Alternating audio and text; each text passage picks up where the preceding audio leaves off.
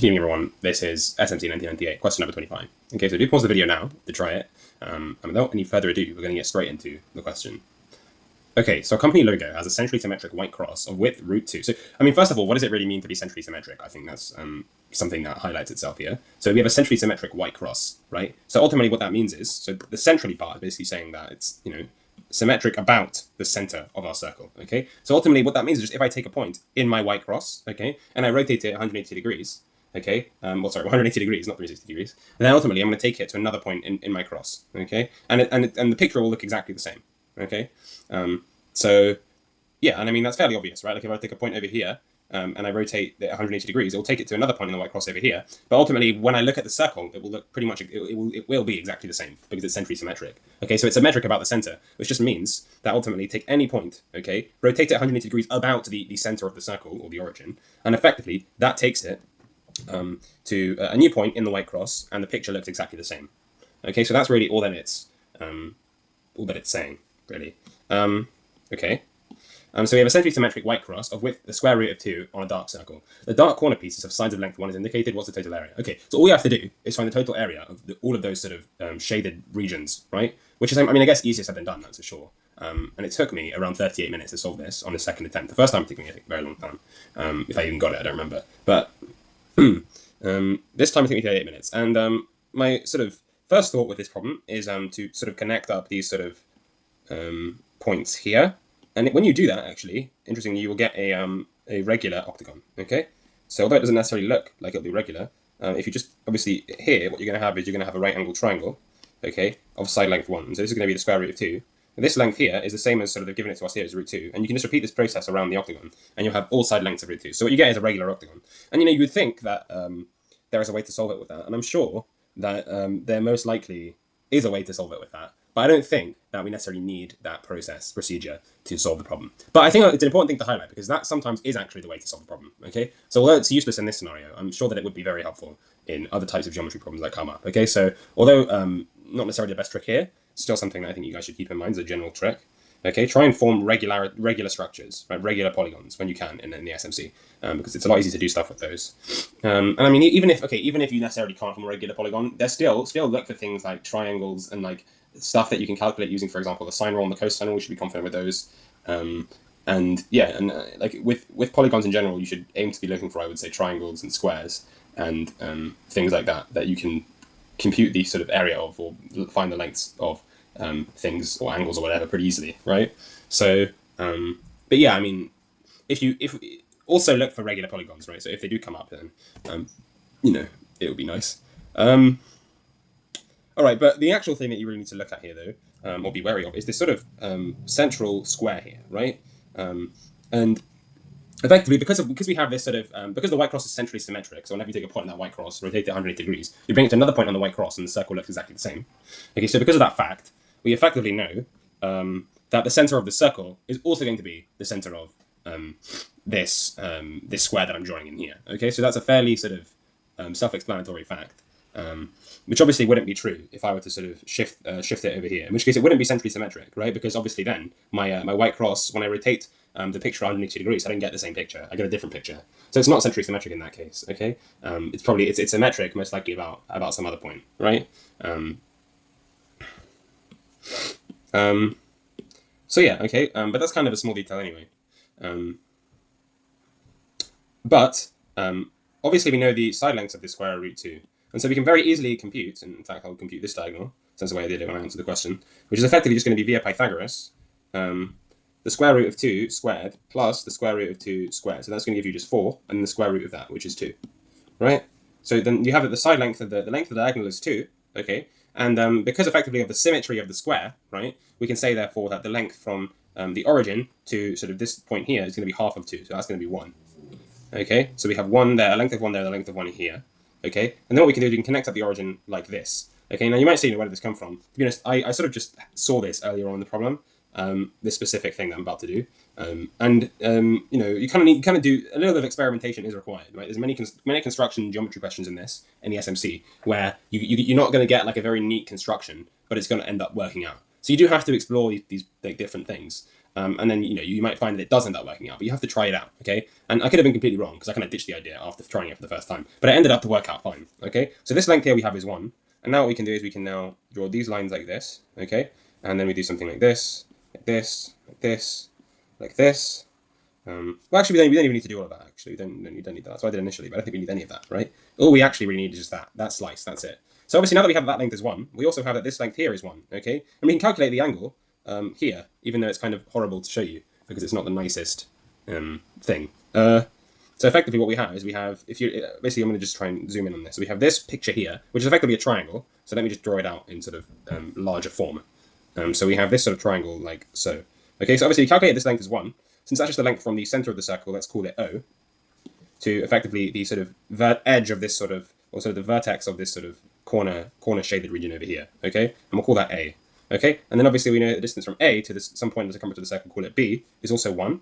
And so from the picture that we have, obviously this is going to go around like this, and then it's going to be like that, right? And then it continues to just keep moving around and so on and so forth, like a circle does, okay? So effectively we have this angle here is 90 degrees, okay? And then also we also have a sort of line like this, which is of length x, we don't necessarily know, but it's equal to the radius of the circle, okay? We do know that, because effectively it goes from the center of the circle to a point on it in the circumference, the definition of the radius. So that's length x. This here is also the same length x, okay? And obviously this is length 1, that's length 1. And so effectively you can see, right, and that will also be length 1, that actually these two triangles here are exactly the same triangle because they have the same lengths, okay?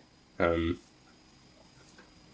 effectively, those two triangles are literally exactly the same. Okay, so nothing about them, like because they have the exact same length, they have the same angles as well. Okay, and so ultimately, what we can now do is we can call this angle x. So this angle will also be x since they have the same triangle, and we can just do 360 minus 90 divided by 2, and to calculate x, which is just 270 divided by 2, which is obviously going to be 135 degrees. Okay, so x there is 135 degrees. Okay, and now what you can do is you can use effectively the cosine rule to calculate the radius x. So the radius of the circle is going to be lowercase x, and you can use the cosine rule to do that.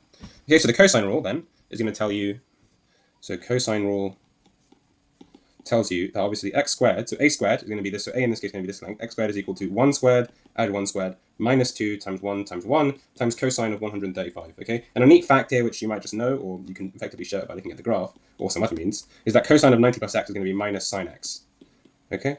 Because effectively, whenever you take the cosine graph and you go 90 and you add a little bit more to it, right, this here is going to be a negative value, and actually it's going to be negative sine x as well. The reason why it's going to be sine x is not necessarily trivial, actually, but it's I'm going to take it as a given for this, and it is true in general.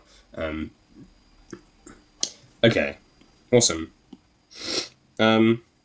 So cosine of 90 plus x is equal to minus sine x, okay? And you don't necessarily need to use that fact, I think. There's probably another way around it, in which you just minus, let me think about it. You can do 360 minus it, so you could do cosine of 135 is equal to, you could just use your compound angle formula if you wanted to, so cosine of 90 plus 45, or cosine of 135 is cosine of what, 360 minus that, so it's 225, and then you do that minus 360, okay? And I think that's going to be useless though, because that just gets you back to minus 135. Yeah, so that's useless. So I mean, really, this fact is going to be the most important one. That cosine of 90 plus x is equal to minus sine x. I mean, you could also probably prove that with the compound angle formula if you have those proven. So yeah, if you just like have that cosine of 90 plus x is going to be cosine 90 cosine x minus sine 90 sine x, and obviously cosine 90 is 0, so that just gives you 0 minus sine x, which is just going to be minus sine x, right? So ultimately, we've effectively shown this, okay, so it's a little bit of a proof. If you have the compound angle formula, which also needs to be proven, but whatever. So that's the cosine rule, okay, and so you can use this rule that cosine 90 plus x is equal to minus sine x to effectively evaluate this. So this is going to give you, therefore, that x squared, I'll just keep calling it x, is equal to 2 minus 2 cosine of 135, which by our rule is equal to 2 minus 2 of minus sine 45, okay? So that's ultimately going to give us 2 plus 2 sine 45. Now, sine 45, that's just a value that you need to remember, okay, which is going to be root 2 over 2. So sine 45 is the square root of 2 over 2. So 2 plus 2 sine 45 is 2 plus 2 times the square root of 2 over 2, which is simply just 2 plus the square root of 2. And now that is equal to x squared.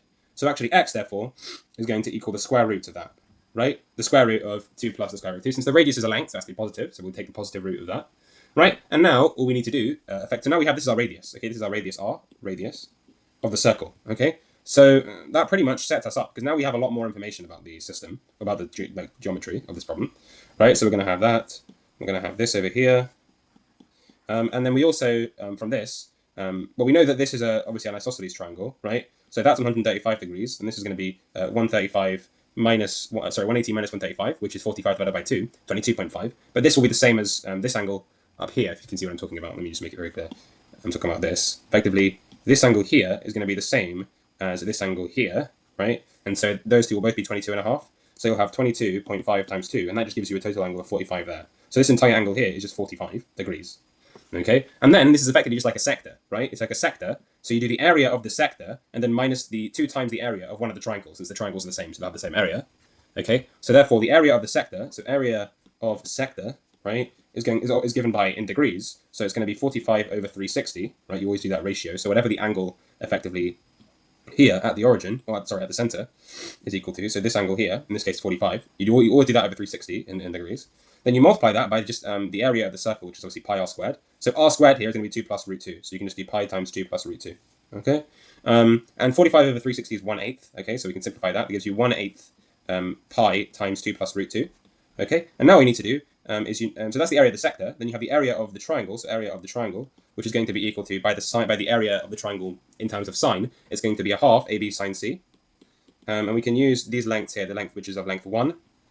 So this is length 1, this is length 1, and this angle here. So we can use those to calculate the area. So that's going to give us a half times 1 times 1 times sine of 135. Now sine of 135, sine of x is sine of 180 minus x. So that's just the same as a half sine of 45, which is obviously a half times root 2 over 2, which is just going to be root 2 over 4. Okay? So that gives us root 2 over 4. Then we do 2 times that, because we have 2 of the triangles that we're subtracting. So then we do root 2 over 4 times 2 is equal to 2 times the a of the triangle, or in other words, the area of two of the same triangles. So area of triangle, which are the same, which is obviously equal to root 2 over 2. Okay, so what we now need to do is you take the area of the sector, which is that 1/8 pi times 2 plus root 2, and you minus root 2 over 2, because that's 2 times the area of each of those triangles, effectively. And to get you the area of one of the shaded regions, okay, so area of sort of, if I just go down, what we can say, therefore, is that we get something like this. We get the area of, obviously, one of shaded regions, right, is therefore going to be equal to 1/8 pi multiplied by 2 plus root 2, and then minus 2 times the area of the triangle, which gives you the square root of 2 over 2. Okay, but obviously we don't only have one of them, we have 4 of the shaded regions, right? So 1, 2, 3, 4. By symmetry of the circle, they're going to have the exact same area.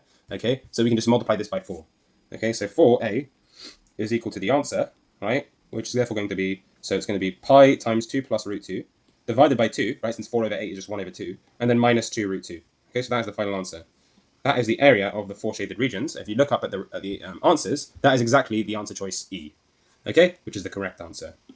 So there we go. Very, very nice problem. Quite tricky, but you know, quite tricky. But the method itself isn't too bad, and yeah, that's a fun problem. Okay.